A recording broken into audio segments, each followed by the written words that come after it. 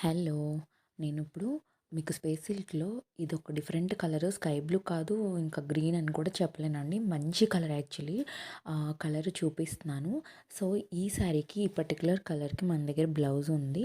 ఆ బ్లౌజ్ కూడా నేను ఈ వీడియోలో చూపిస్తున్నాను. ఓన్లీ ఒకే సింగిల్ బ్లౌజ్ మాత్రమే ఉంది. శారీస్ అయితే 2 కలర్స్ ఉన్నాయి గానీ, బ్లౌజ్ అయితే ఒకటే ఉంది. సో, నేను మార్నింగ్ వీడియోలో మీకు డిజైనర్ శారీ లాగా ప్లెయిన్ శారీని ఎలా చేసుకోవాలో చెప్తానని చెప్పాను కదా!